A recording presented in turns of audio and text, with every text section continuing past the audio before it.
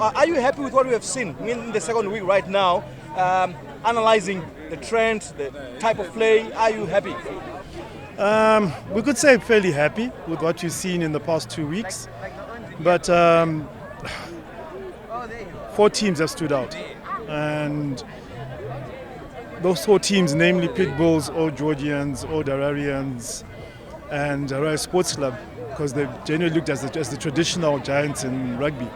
So they have put their hands up, and they've actually shown us or given us a taste of what is to come. But you have your new boys in the league in a sense. Your Zimbabwe Titans, your Waizao Talents, Marunda Talents, and Northern Chiefs, and obviously Steelers as well.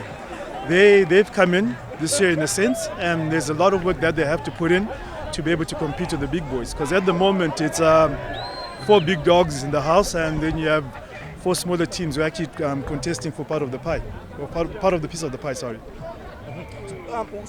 Last week I had someone who was, another analyst was saying that maybe perhaps they should be, rugby should come up with a strategy where we see an exchange of players, more like, so that everybody, like in this small upcoming team, they also have a test of playing, feeding off the experience of the 4 big dogs that you've just mentioned. What's your take up on that? I would disagree with that. What I would actually say is that we need a vibrant school system running. And when I say a vibrant school system running, we're looking at every single school within Zimbabwe playing the game, and not having to depend on particular schools in the setup to be able to be providing the students for us or providing players for us. So what you need is your high density schools playing the game competitively. Every weekend, if it was possible, you have a separate school. You have a schools league for the schools that are not giving games regularly, and that way you're having a product that's coming through from the high school system, which is baked in a way.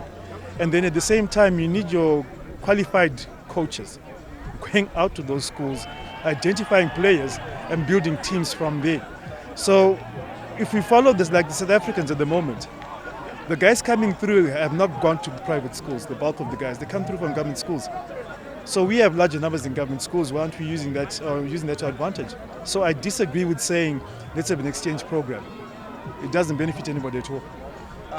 And there's been calls for the authorities to make sure that there is a league, a schoolboy league, that is inclusive of all the schools, not what's currently prevailing, that you have got some schools saying that I don't play so and so because of this and that reason, I will play that other person, and then at the end of the league saying we're the best in Zimbabwe. What's your take on that? It's tricky. Currently you're not forced to play against anybody. That's number one.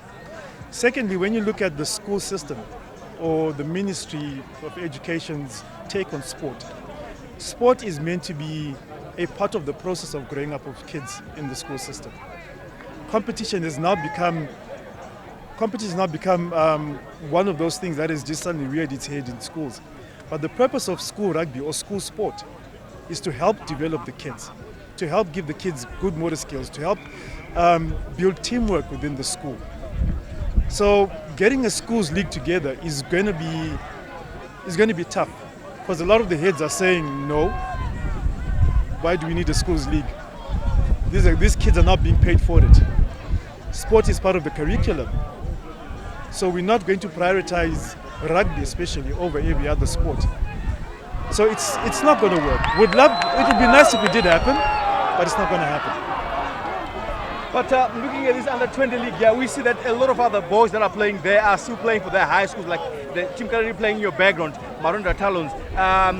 Possibly that's your Wise Owl. How much has this kind of league helped also in the schoolboy rugby, as much as helping the welfare of rugby, like in Zimbabwe? In terms of developing at the school level, a lot of when these boys come through and play the under 20 level, when they do drop down to the age groups, your under 19s and your under 18s at school level, they are in a sense a more mature player, if I can put it that way. And the experience they're now bringing through to the school side is immense.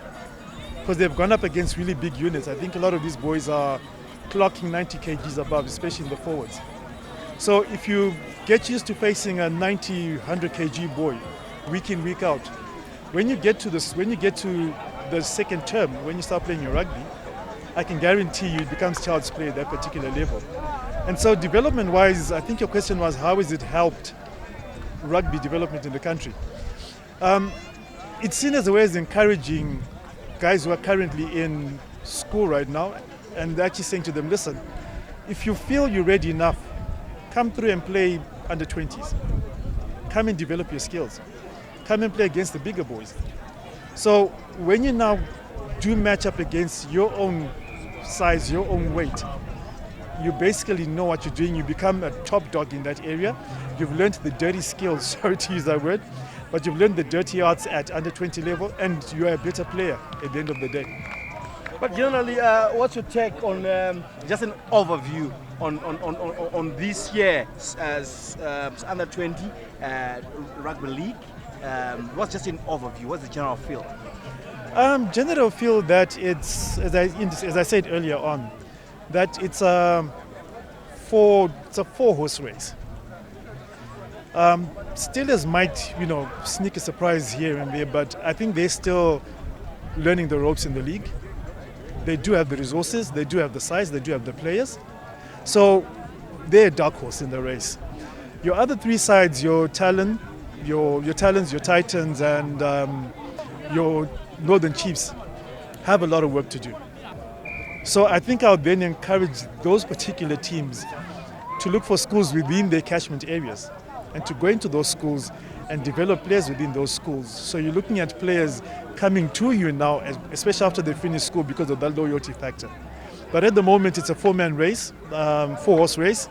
Steelers, the dark horse. Zimbiru fighting to make sure they don't get relegated. Northern Chiefs trying to find their space in it. Talons, listen guys, let's get the experience. We go back into school league with the top dogs in the school league, and everyone turns around and says, wow, there's massive rugby being played at Waizao. And then lastly, the girl child's game. It looks like it's really trailing behind. What, in your opinion, what needs to be done to bring it up to speed? Good question and point you've raised up. I believe there are 8 teams in the league for the girls right now, but to date we've only seen 2 games that have been played in a space of 2 weeks. So that's not going to develop their game at all. So a suggestion I'll probably have, or suggestion I'd like to throw to the league, Harare province, is this. Why not set aside a particular day, a Friday, for example, for the girls' games to be played and have their games played on that particular day? So the focus is no longer on people walking through because there's a big boys game going on today, but people walking in specifically for the girls. So set aside a day for them. If the teams are struggling with finances to come over to the fixture, assist them with that. Because right now it's in ICU, and if we don't do anything about it, as you basically stated, we're in big trouble with the girls' game. But is this reflective? Is this reflective of what the girl child game is like in schools? It is in a way, because in the girls' school league, I think your dominant squad right now is Goromonzi.